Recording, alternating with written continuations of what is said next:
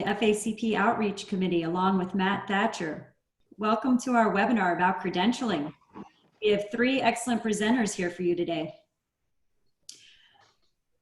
Before we get started, I want to let you guys know we have additional webinars coming up. One is on May 29th at 2 o'clock regarding domestic violence and interpersonal violence in collaborative cases. Be sure to join this one. You're going to receive all your credits that you need towards credentialing for DV in collaborative cases. In addition, this DV webinar is going to have different content and information than you've seen on any other webinar. It's going to have a lot of practical information for you. We also have another webinar coming up on June 5th at 10 o'clock regarding different models for understanding your client needs. You'll learn about attachment theory and different conflict resolution tactics with Barbara Kelly. So please be sure to sign up for both of those webinars. Now I'm going to introduce our presenters. We have Bob Merlin, who's a Florida Bar Board Certified in Marital and Family Law, and he is a Florida Supreme Court Certified Family Mediator. Bob dedicates his practice to helping people resolve their family matters outside of court. Bob spent 8 years working to get the Uniform Collaborative Law Act passed by the Florida legislature, and he appeared 3 times before the Florida Supreme Court to argue for the adoption of rules of procedure and ethical rules for the collaborative process, all of which went into effect in July 2017. We also have Edward Sachs. He's a collaborative financial neutral, a certified public accountant, accredited in business valuation, and certified in family forensics by the American Institute of Certified Public Accountants. Ed is the immediate past president of the Florida Academy of Collaborative Professionals and is a member of 3 practice groups in Miami-Dade, Broward, and South Palm Beach County. He currently serves as the president of My Collaborative Team, the not-for-profit publisher of the #1 distributed weekly collaborative family law newsletter in North America. And with us today is Sheila Furr, PhD, ABN, who is a facilitator in collaborative practice. She's a Florida Supreme Court certified mediator and a qualified parenting coordinator under Florida statute. She is the founding and current president of the South Palm Beach County Collaborative Law Group and a board member of the FACP, where she has served as vice president and the first chair of the Outreach Committee. She currently serves as a co-chair of the Credentialing Committee. She is also a member of 2 practice groups in the north end of Palm Beach County, as well as the South Palm Beach County, and she is committed to helping grow collaborative practice in Palm Beach County and around the state. We're very happy to have these presenters here today. If anyone has questions during the presentation, please put them in the chat and we will get the presenters. Bob, the mic is yours. Can someone help Sheena Benjamin Weiss? Oh, we can't hear you. What? Yeah, Sheena wrote that she can't hear. We apologize for the difficulty in getting you connected, but you're all here. And I am really thrilled to see that there are almost, I think there are 54 guests in addition to the 4 of us. That bodes well for the collaborative practice in the future. The purpose of this webinar is to explain to you the process of getting credentialed. It has taken a very long time. I started working on this in 2011 after I first appeared before the Florida Supreme Court on the rules, and they issued an opinion saying that they were interested in hearing about standards for teaching and credentialing.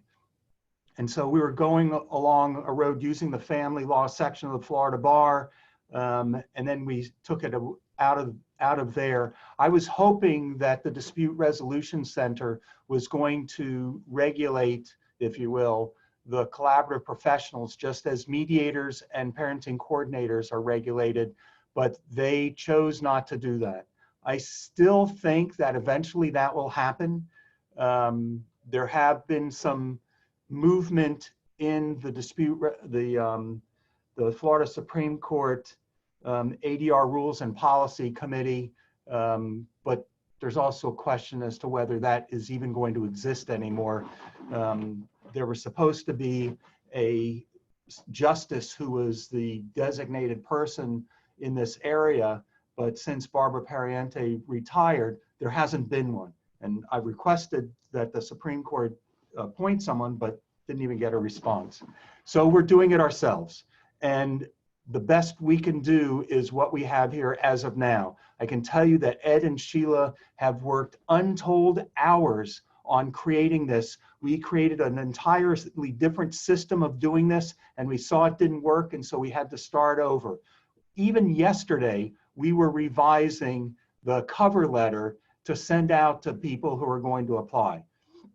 The purpose of getting credentialed, and we call it accredited, FACP accreditation, is to enable you to represent to the public that you have met certain standards. This is equivalent, if you will, to the mediation standards. It is not equivalent to being board certified by the Florida Bar. The board certification is, in theory, the highest level, and mediation just means that you've done, being a certified mediator means that you've met certain standards and you can hold yourself out as having met those standards. And we have spent a lot of time with a lot of people from throughout the state participating in creating standards, some of which are general for all three disciplines, and some are specific for attorneys, financial professionals, and mental health professionals. It is certainly possible and sort of expected that sometime in the future, this will be expanded and there will be other opportunities, or we're going to tweak it. We're going to find that something didn't work. Feel free to let us know if you think that something in the process isn't working, or you think that something else should be done. We're happy to make changes if we think it's appropriate, but understand that this is not just Sheila, Ed, and Bob making decisions. There have been entire committees who have worked on this, interdisciplinary committees, and all three disciplines had their own subcommittees that worked on this for a number of years, not just willy-nilly recently. So we hope that you will apply. We hope that you will be approved, and we hope you will hold yourselves out as being accredited collaborative professionals. Texas has a system of certification. That's the only other jurisdiction I'm aware of anywhere in the world that has this type of thing. We're the second one. Their system is different from ours. They have 2 levels of it. At some time in the future, it is certainly possible that we will create something like a master level, but we're not doing it yet, and you're going to have to give Ed, Sheila, and I a break for a while before we're doing something else. Okay, so with that, Ed, take it away. Before we get there, let me ask you one quick question. Yeah. Why should anyone get credentialed?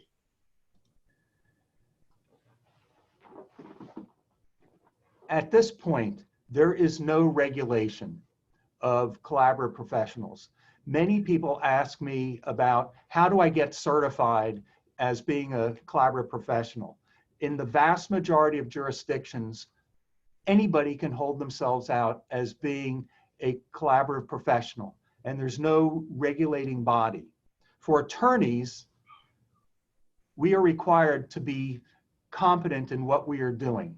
And if you do not know how the collaborative process works and you're holding yourself out as being a collaborative professional, you're really violating our ethics. And at some point in time, I would anticipate that the bar is going to go after someone who has done something wrong in the collaborative process, whether that's not holding them, not representing, not explaining to the client that collaborative is an alternative, because we have an ethical obligation to explain the choices, alternatives for handling their matter and the upside and downside of those choices, or they've held themselves out and tried to use the collaborative process but didn't know what they were doing and screwed up, to be blunt.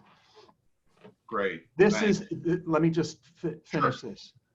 This is a way for you to go online, to introduce yourself, to put on your letterhead, to put on your business cards, to put on your website and your email signature that you are different from the run-of-the-mill professional who represents that they're using the collaborative process. You have met these standards, and we anticipate that the public is going to look, if they have a choice, between someone who is accredited or not accredited, chances are, based upon all the other professions that have something like this, the public is going to choose accredited. So it's in your best interest to get yourself in a position where you can be accredited. That requires having a certain number of completed collaborative matters, and Ed's going to explain all of that. And it requires you to go to a number of trainings. Going to an introductory training is not sufficient.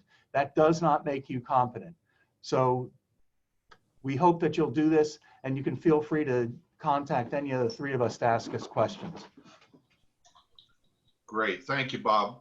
Brittany, I need to be able to screen share, please. It says that the host has disabled screen sharing.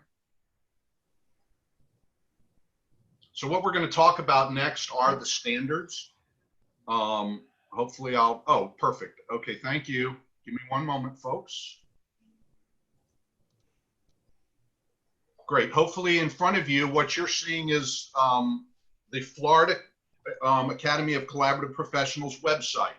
The address, as you can see up here, is collaborativepracticeflorida.com. If you go to this website and click on credentialing, you will go to our credentialing page. It's this page where you'll find everything you need. Here are the 3 sets of standards for mental health professionals, financials, and attorneys. We're going to go through those in just a moment. Instructions for everybody, and then the various applications. And it is critical that you make sure that you fill out the application for your specific license. They are different, and there are different standards. So let's talk real quick, and I'm going to show you the standards. And these standards were passed by the Florida Academy of Collaborative Professional Board of Directors just about 2 years ago. It is the process was that we formed a committee 3 years ago. That committee took the standards that had been worked on for many years through Bob's Florida bar committees and made the changes necessary and that we felt were appropriate. These were then passed by the FACP board 2 years ago. And this process of credentialing has now taken us 2 years actually to put together. So you have to meet all of these criteria. So for lawyers, you have to have been practicing in the state of Florida for a minimum of 3 years and be a member in good standing of the Florida bar. You have to have attended the 14-hour introductory basic training for collaborative, and you have to show proof of it. We'll talk about that when we get to the application. You have to have completed within the 3 years prior to the process a minimum of 3 hours of training in the ethics of working as a collaborative attorney, which training is consistent with the FACP ethics standards. There have been a lot of questions about this. This is the exact same in all 3 standards. They must be ethics training in collaborative. Mediation training, mediation ethics, legal ethics, any other kind of ethics do not count. They must be in collaborative training. Kristen will mention at the end of the seminar again about the upcoming seminar that will help you obtain some of those hours. You shall have completed a 1.5-hour training on domestic violence in collaborative practice. This is the same thing. This training must be in collaborative practice, domestic violence. And it's actually this one that Kristen will tell you about, a webinar upcoming that will cover this. In terms of your 3 hours of ethics training, I will tell you that there is 2.5 hours of training being given at this year's FACP conference in ethics. And I also know, Bob, do you recall the date of the IACP ethics webinar? I believe it's June 9th, yep. Maybe? July 9th. I mean, July 9th. Yes. Keep your eye out. There'll be an IACP webinar on collaborative ethics. So those 2 areas are very critical and very specific. And there is no kind of ifs, ands, or buts. Those are 2 pretty hard set in stone requirements.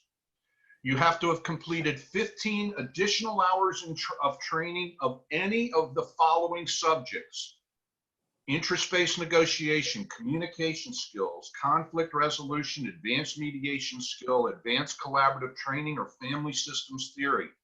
So your trainings must cover at least one of these topics, and they must total 15 hours. As you can see, trainings presented by FACP, IACP, FLA, FCC, the Florida Dispute Resolution. All of these are eligible and are considered part of the training we would accept, but of course the topics must be covered within this list.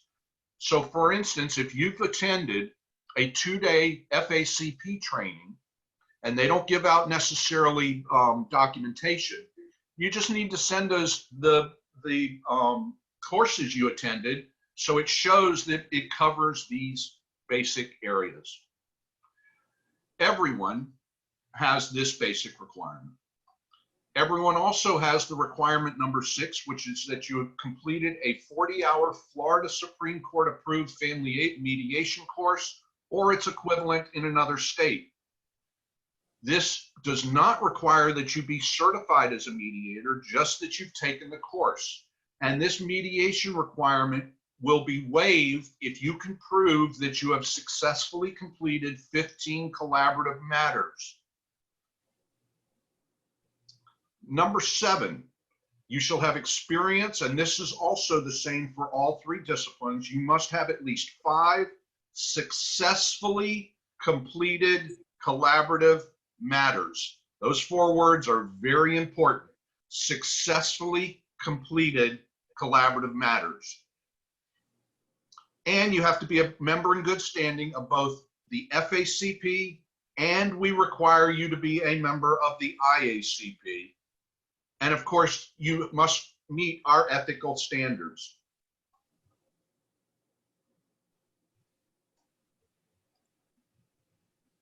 Let me take you back real quick. I'm going to show you financial professionals, and then Sheila's going to talk about the difference in the MHPs. And the only real difference here, of course, is in the licensing. You have to have 3 years in practice in with a licensed profession or designation. Now, this is a little bit different. A licensed profession or designation.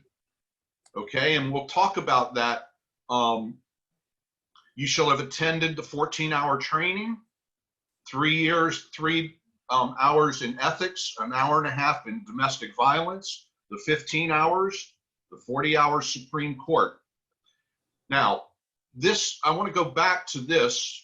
So the requirements for financials are that you must be either a CPA, a certified financial professional, a CFP,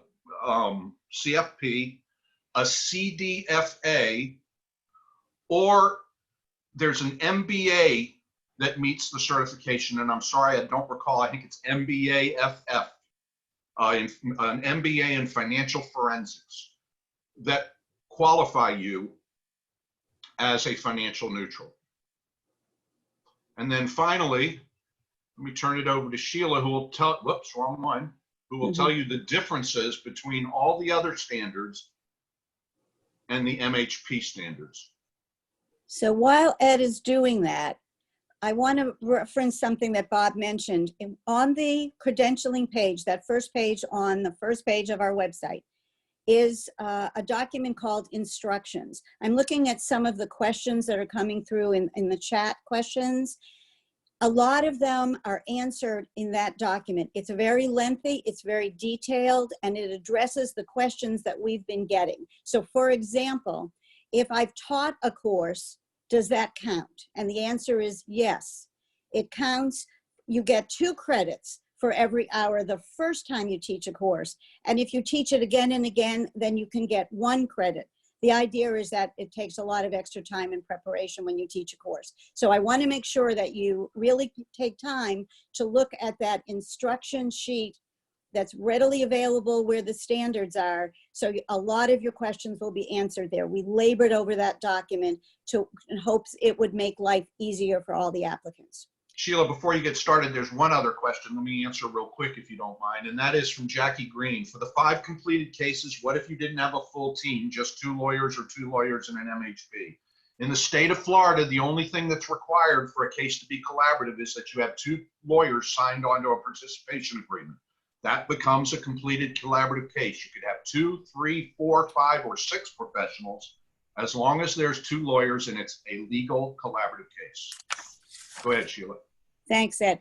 So the first thing, of course, is the issue of licensure. You can be either a Chapter 490 or 491 mental health professional, but you need to hold a current license in the state of Florida, and you have to have 3 years of practice experience subsequent to being licensed. There are some requirements in the standards for MHPs that don't appear with either professionals, other groups. But I want to emphasize them, but I think it's important for everybody to understand the depth and breadth of the training that we're expecting of the MHP in these cases. For example, you must be a qualified parenting coordinator. That means you have to meet the standards in the statute. You don't have to be doing parenting coordination cases, but you have to have taken that training, and it is a lengthy training. You have to show that you've attended because you've gotten a certificate of attendance. There is no regulation like we have in mediation for parenting coordinators, but there is a course and there is a statute. That's required for MHPs and nobody else. Of course, we have to do the 14-hour introductory and the extra credits in ethics. Now, this is where it becomes a little bit different for MHPs. We have some additional requirements the other disciplines don't have. We have to do 1 hour of basic family law. We have to do 1 hour of financial matters related to collaborative. And we have to do 3 hours of domestic violence, screening for suicide and at-risk behaviors that are beyond and separate from the DV requirement in collaborative. So those are extra hours of training required for the MHPs. If you go through courses that you've already taken, you'll find you've done a lot of that and you didn't realize it. We're making a real effort in these webinars to present these required courses so they're readily available. We're not trying to make this onerous. We're trying to make it user-friendly. And as we go forward, it will get even easier because people will be keeping records, knowing what they need to have when they apply. We're also intending, we've worked with the conference committees, asking them to make sure that in the syllabus, in the courses provided at our annual conference, these special courses will be available. We want people to get accredited. We want people to do these extra courses because they're valuable to your practice, and we want to make them readily available so people won't feel stressed, but will be able to learn things more easily. Most of us have taken the mediation training. Some of us do function in and do mediation. Some of us are Florida Supreme Court certified, but that is not a requirement. We discussed the value, and I as an MHP think that my training and my work as a mediator is really helpful in my collaborative work. So this is, again, not meant to be onerous, but really has value when you function as an MHP in a collaborative case. Sometimes at the end of a case, we even have to go into caucus and use those skills. You don't have to have done the observations in mediation. You don't have to be certified. You do have to have taken the course. In lieu of the course, you can show 15 cases. So there are 2 ways to satisfy the mediation requirement. We're going to get into the application later, but you'll see that point to point, all these standards are laid out in the application across all 3 disciplines. And as Ed has said, please make sure you select the discipline-specific standards and then the discipline-specific application. The application will walk you through this. The instruction sheet is detailed. It will also walk you through it. And the 3 of us are available to answer any of your questions. I've highlighted the differences amongst the MHP application. Great. Thank you, Sheila. Okay, so now what we're going to do is, let me just tell you that the process that you're going to see right now is a manual process. It's a process that we've been working on, like I said, for over a year. We did have what we thought was a good online process, but that unfortunately we had a lot of bugs, so we had to go back to this manual process. We're going to try to take you through it. I will tell you that hopefully in the very near future, we are going to get back to a totally online process where you'll be able to fill out your application online. But for those of you who want your application and your credentials by the conference, this is the way it's going to be in order to do it. Let me also tell you that we'll tell you at the end, we'll go through a little bit about the application process and the review process. All of the applications that are submitted now will be reviewed and held. While you may be informed that your application is approved, no one will be granted their accreditation until the conference in August. At that point in time, we will grant everybody who has been approved up until then. And then after that, we will approve credentials on a monthly basis at the board meeting, the monthly board meeting of the FACP.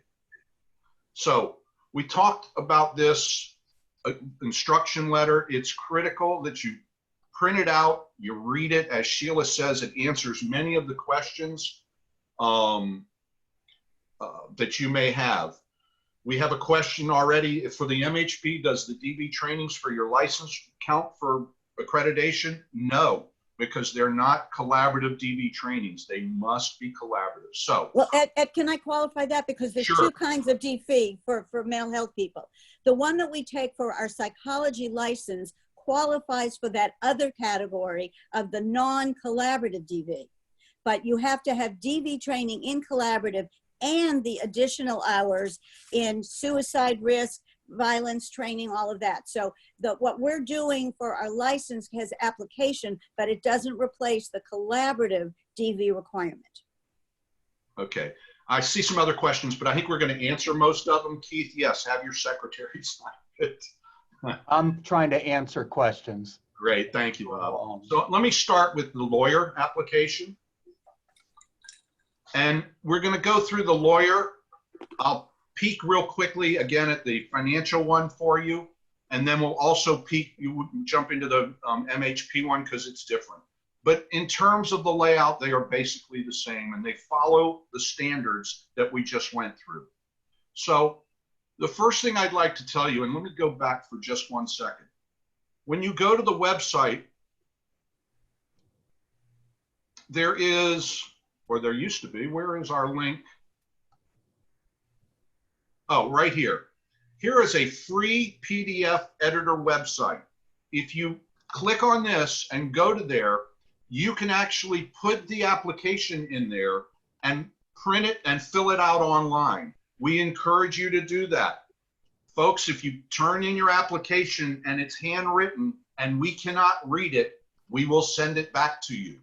So we encourage you somehow for now to get it typed or make sure the handwriting is very clear. So this is just your basic information. Then we're going to ask you about your memberships and we're going to ask you what practice groups you're a member. And then we're going to show you in a few minutes Form A, which must be signed by your practice group president, treasurer, or secretary. But we only need this from one of your practice groups. Any one of the ones you might list here. If you're a member of multiple practice groups, we only need proof of one. We need proof that you are a member of the IACP. And if you are a member of the IACP and go onto their website, you have what is known as a dashboard. That dashboard shows us a number of things. It shows us that you are a member of IACP, paid in full, and when your membership expires.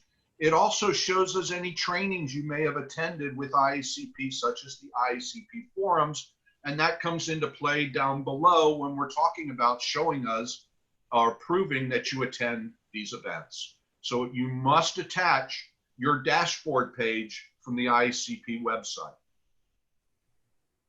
We then ask for any of your licensure and certification information. If you have any legal certifications, we ask for them. Then we get into training. Here is your introductory training. We ask for the date of the training and the trainers.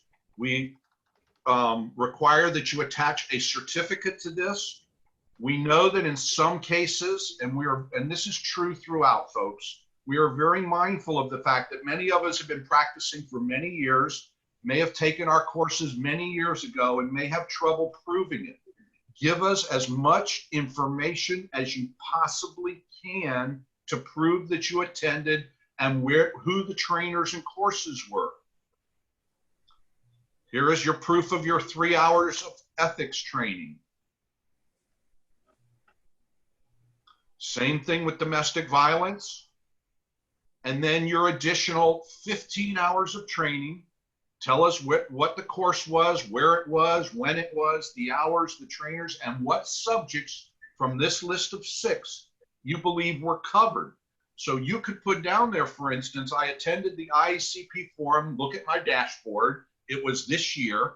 And here I even attached the list of seminars, and these are the ones I attended, and they cover the following 4 or 5 different areas. Can I make a comment here, Ed, while that's up on the screen, please? I think you both want to, so go ahead. Sheila Okay. first and then Bob. Okay, since I wrote this, thanks. Again, it would really help the reviewers tremendously if we can read what you're telling us. It is fine to attach additional pages. Please do that. Type them. Have additional pages. Just when you're attaching additional pages, please make it very clear what item on the application that additional page relates to. So don't struggle to fit in your answers in these boxes. Just do additional pages. Some people have been using their mediator renewal forms and attaching those. If you type in those forms that the DRC gives, much of the writing gets cut off. And when we try to review those documents, we can't, it's just not clear to us what's included. So please use additional pages, just denote carefully which section of the application they refer to. Bob, do you have something to add? Yeah. We know that this process takes a lot of work and a lot of documents have to be gathered. It's not because the 3 of us are getting back at all of you. It's because we really think that this is the proper way to do things. So there's the different committees came up with the standards that we first created a list of standards. And then we created a system for proving that those standards have been met. How do you prove that you have, you are above the norm or above the masses in collaborative? You're going to have to gather a lot of documents. For this first time, it's going to be the most difficult. But if you don't have 5 completed collaborative matters yet, then make sure you're gathering all of the documents now so that when you finish your 5th one, you'll be set to go and apply for the application. If you already have more than 5 and you're applying, when you renew, it's going to be a lot easier because we're setting up systems in FACP to enable you to have documentation that you've met certain requirements. And you'll know in going to IACP conferences or other conferences that, oh, I need to keep this documentation, create a file, whether it's online or a hard copy file, so that when you're going along, you'll put the documents in there. And then when you're ready to apply, either initially or for renewal, you'll have everything. You won't have to go through what the 3 of us have had to do. Let me also, as Bob talks about these systems that were being put into place, another system that's currently being put into place, though not effective yet, when you finish a collaborative matter, we encourage you to fill out the FACP survey. And in fact, one of the first questions that's going to be available in the new surveys that are now online are who are the members of your collaborative team. This will ultimately be your way of proving your 5 cases. We will be able to go print out a report that says the following people have turned in 5 collaborative cases through the research website. So you won't have to get these forms filled out that we're going to show you. Moving along, so here is your mediation training information that you need to submit, and you should have a certificate showing that. Or you're going to provide us with 15 collaborative matters. Now, here is your error. Here it explains that you're submitting either 5 collaborative cases or 15 collaborative cases. Let me talk about peer references. The credentialing, when you turn in, and we're going to show you the form, many of you probably have them already, for proving your cases, the credentialing committee, actually the FACP administrator, randomly will choose 5. This says at least 4, but I can tell you that right now we are randomly choosing 5 names from the names that you've submitted in these affidavits as peer references. They will, your peer references, your 5 peer references that have been chosen will receive a form that they can fill out right online, right in the email, and hit a submit button and send it right back to us. And all it does is confirms that they were in a case with you, and it asks them if they believe that you meet the ethical standards of the FACP, and it also gives them an opportunity for comments. The committee requires that at least 3 of the 5 references are returned, and your application will not be processed to the reviewer committees, and I'll explain the review process shortly, until we've received at least 3 of your 5 references. We won't tell you who they are. You can't call them up to push them along.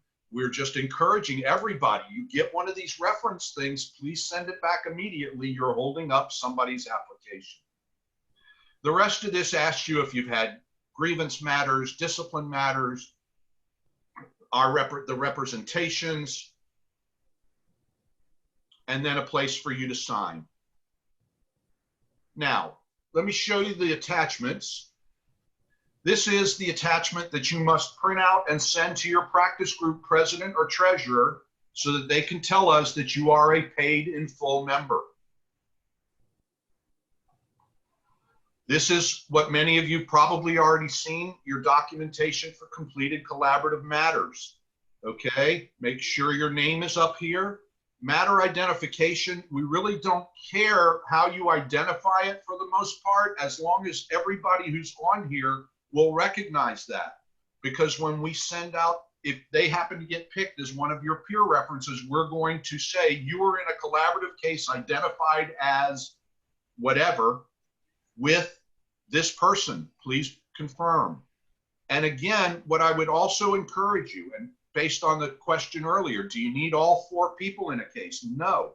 If you did not have a financial professional in your case, please mark here, did not participate or not applicable. Let us know that it's not an, incomplete form. It's just that you didn't have a 4-member team. So Ed, before you leave that page, we ask you to complete a page for each of the cases. In other words, if you're submitting 5 or 15, you need to print that page out that many times. There's been confusion about that. 1 case per 1 page. Absolutely. This is a authorization form for you to authorize us to seek any information we may need if we need it. I will tell you that this will only be done in occasions where there might be any question about any information. We are not doing this on a routine basis. This is the release of liability to the FACP that we require you to sign. So Carol Ann Mazza asked, does complete mean a signed agreement or is a final judgment or divorce required? It is a signed agreement because Bob Merlin will tell you he does collaborative postnups or prenups. Those only end in a signed agreement, not any kind of court proceeding at all. It must be a completed, you must have a signed agreement as a result of a collaborative participation agreement. And if you look at the top of the case page, it says that you can circle whether it was a dissolution case or a prenup or whatever. You can start with dissolution, prenup, or other. So it does not have to be a divorce that gets finalized in court at all. And then the final thing we've given you folks is kind of a fail-safe. It's hard to send in an incomplete application if you honestly complete Form E, which is the list of all the requirements that we've gone through, okay? That your representations are signed, you've given us your dashboard page, you've given us Form A, you've proven your education, you've proven your okay, this happens to be one that would be used, should be more for the MHPs. We need to correct this. Right. I've got an attorney application open. So see, folks, we're finding things as we go. This obviously is only for MHPs, okay? Make sure it's all filled out. That is the application for the attorneys. I'm going to show you real quick, 2 seconds, the applications for the neutral, financial neutral, because what you'll see is that almost everything is exactly, I know I'm scrolling quickly, I'm going to get to the top. The only difference, of course, this is the same, is right here, and that's to put in what, so these are the 4 designations that we recognize in financials. Otherwise, this application is exactly the same. I'm going to open in a second the MHP one, but somebody asked about this. I'm going to click here. This is the PDF website, and it's called pdfescape.com/windows. And if you work on the free online, you can put our application into this and actually then type it online. Mental health professionals. There are questions coming in about process and the review. We will talk about that, folks. Ed, you put up the standards. You need to put up the application. Thank you. Yep. Mental health. There it is, first one. One other thing, as we get to the mental health facilitator application, this is the 3 applications and the 3 designations within the credentialing process are strictly based on licensing. You must either be an attorney or one of those licensed or credentialed financial professionals, or as we saw in the mental health professional, you have to be licensed under one of the 2 statutes. We do not credential by job title, even though this, form on the page, which we will correct, says facilitator. This is an application for mental health professionals in whatever role they may play, or attorneys in whatever role they may play, or financials in whatever role they play. It's not based on your role. Okay, Sheila? Thanks. So if you scroll down, you'll see that obviously with licensure, you have to check and give us your license number for where you're licensed in the state of Florida. You have to show your B under that on that page. The parenting coordination, you have to show that you have taken that training, and it'll walk you through the different requirements that are unique to the mental health professional. It's pretty straightforward, pretty much the same. Ed, if you'll go to the last page, please, the checklist at the very end. I also noticed. Let's show them this page real quick, Sheila, because this is a bit different. All right, because this comes out of the standards. I mentioned this when I talked about standards, and I said that everything on the standards, point to point, you'll see on the application. So basic family law, divorce-related financial training, these are requirements unique to the MHPs. It's in the standards, therefore it's in the application. The additional trainings that we need. This is all the same. This is all the same. And then when you get to the very end on this one, I also caught one more error. I have to tell you, we've been through these documents innumerable times, and every time we do, we find something that we need to correct. So please understand how much effort went into this. It's not perfect, but we're making it better and better. The one item that's not listed in Form E is the IACP requirement. We need to add that. I thought it had made it to this Form E, but it hasn't. But know that MHPs do require, we are requiring IACP membership. And I wanted to say in terms of training, right now it's hard to go to conferences. There are a lot of things have been canceled, but a lot of webinars are out there now. FACP, IACP, AFCC, FLAFCC, lots of webinars there that you can take and meet these requirements. It will not hold up your being able to get accredited. Great, thank you, Sheila. So now what I'd like to talk about is the review process and what you can expect. The credentialing committee is made up of 11 members. I believe there are 5 attorneys, there are 4 mental health professionals, and right now there are 2 financial professionals. It's stacked that way mainly because we expect that to be the kind of the ratio of applications we will receive.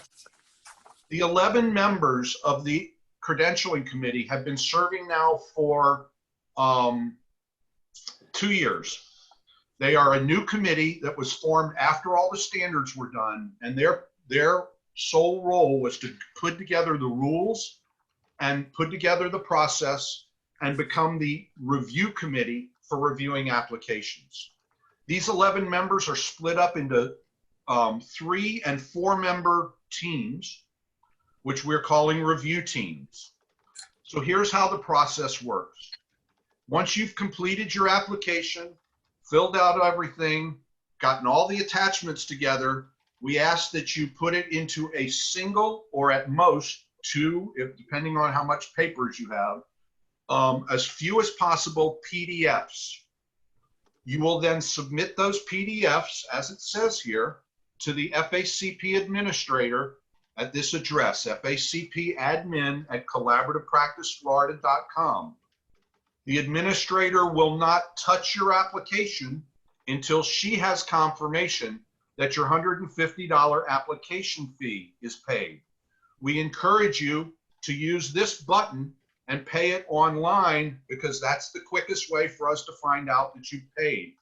This is PayPal, but understand that PayPal accepts credit cards. You don't have to have a PayPal account to use this Pay Now button. Once your application is paid for, the $150, our administrator reviews your application for completeness. Not for thoroughness, but completeness. Have you attached everything and filled out everything that we require and attached all the required affidavits? Once she has determined that you've got a completed application, she then chooses 5 people to send out referrals to the references to. She will wait until we have at least 3 of those 5 references back.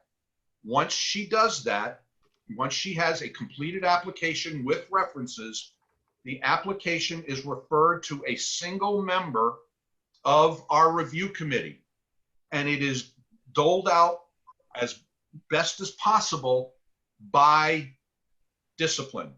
So lawyers, unless we get overloaded, lawyers will look at lawyer applications, MHPs will look at MHP applications, and the financials will look at financial applications. I say that, we'll keep to that as much as possible, but obviously if we're flooded and need to get applications processed, we'll all look at all applications that are needed. If a reviewer has no issues, if your application is as clean as a whistle or as close to being clean as we want it to be, if your application has no issues, a reviewer can approve your application. Then the application, all applications approved during the month will then be approved by the credentialing committee as a whole. The credentialing committee will be meeting every month, probably within a few days of the FACP monthly board meeting. The credentialing committee will pass the names on to the board, and then the board will approve the names.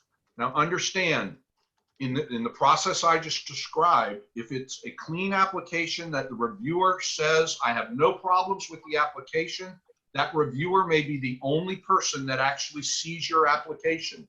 The committee will pass it. The board hopefully will pass it. If your application has problems, if the reviewer can't understand something, can't read it, or thinks that some of the documentation you supplied is not accurate or complete enough, the application will be returned to the administrator for the administrator to seek the information. You will never, not only will you never hear from a reviewer, you will never know who reviewed your application. That will be a private process. and your application will be kept private. So if there's issues that we need to contact, you'll hear from our administrator. If there are problems with your application in terms of it meeting the standards and the reviewer has issues, the reviewer then takes those issues and potentially shares your application with their committee, with their 3 or 4 member review committee. And that review committee can either determine, well, let's do this, let's do that. We got a bad review, let's look at a couple more references. You know, if we got one bad, but we get a couple more and they're all clean, things like that. Or they may say, yeah, you know, the reviewer may have said, I'm not sure that this really supports their education. The committee may decide it does or doesn't. If a review committee clears the issue, then it moves on just to the vote of the general committee. If a review committee still has a problem with your application, they have the ability to review it, to send it to a different review committee for their opinion. So we have a multi-step process there, should there be anyone whose application doesn't meet our standards or that we're not able to approve right out.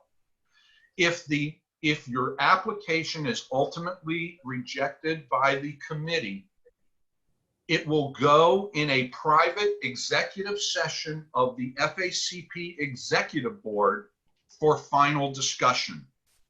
We do not want anything public. We want everything held privately in these issues so that there's nobody that's embarrassed out there or that nobody knows that people were turned down. It will be handled in that private fashion.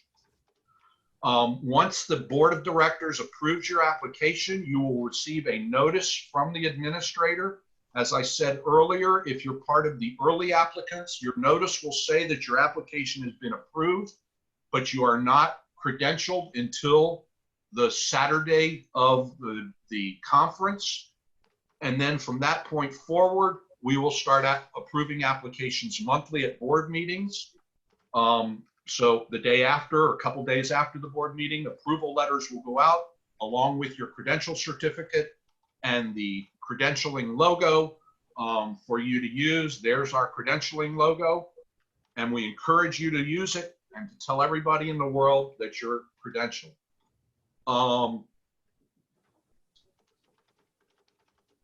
Any questions that we have on here, Bob or Sheila or anybody that we need to cover?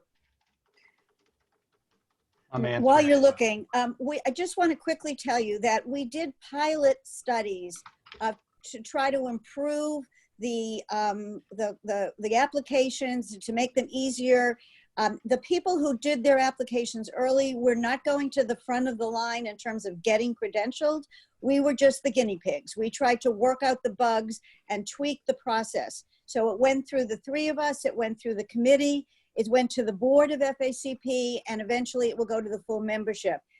We did not get any favoritism in ultimately getting it. We just were the ones who had to do and redo our applications as we improved the process. Actually, we may have gotten penalized because some of us have prepared applications 3 times. That's right. Any other questions? Feel free to post. We'll wait. We've got just a minute or two, but for anybody that would like to ask questions, feel free to post. We'll sit here and go through it. Again, as Sheila mentioned, if you find either typographical errors, things like that, or you think that, you know, there's something that in our instruction letter that could be written clear, please feel free to write to myself or Sheila or Bob Merlin.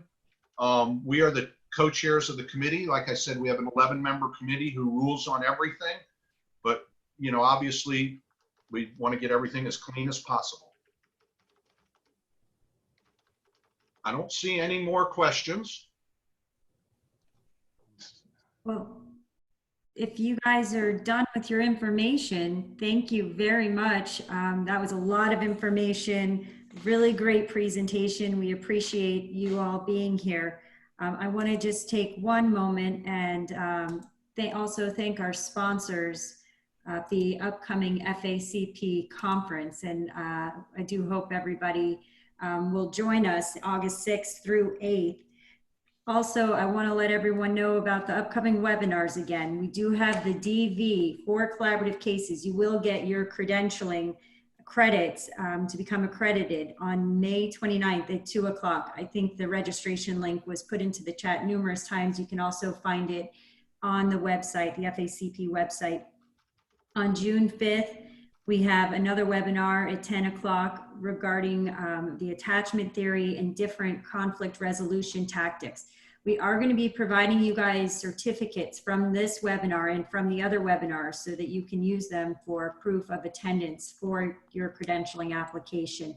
Be on the lookout. I plan on scheduling other webinars in the future that will help you get your credits.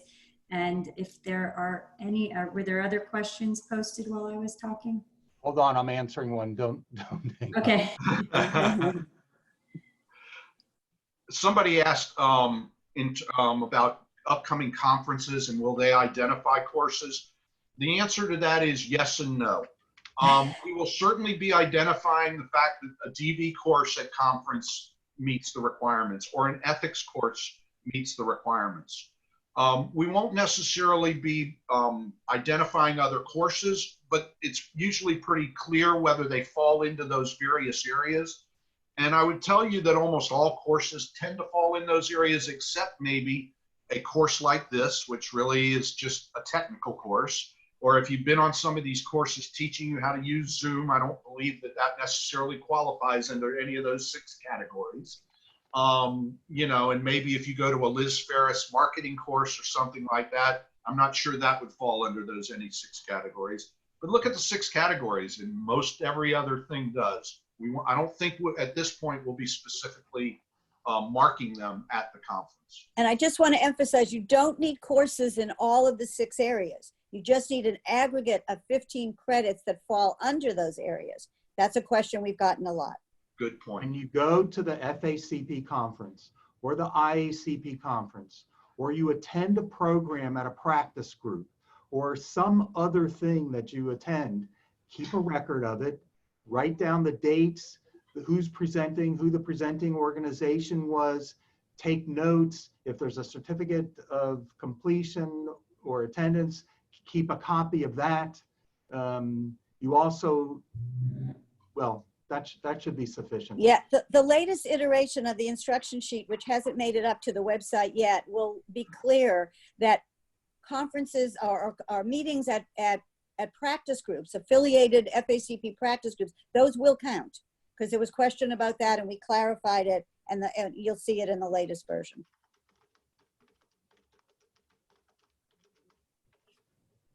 If there are no further questions, thank you everybody for joining us. Thank you all so much. We look forward to seeing you next week for our next webinar. And thank you Bye, to the everybody. Credentialing Committee. Really appreciate all your hard work. Hold on. Someone asked a question about a certificate of attendance for today's webinar. It doesn't count because this is just telling you about credentialing. It's not one of the individual subjects that are required for the application. But it's good for you to participate, and you're going on the right track. And next week you will get a certificate on the DV IPV, and that one will be the full 90 minutes, the hour and a half that you need towards your credentialing. Thanks. Our pleasure to work with and for everybody. Absolutely. Everybody stay well, stay safe.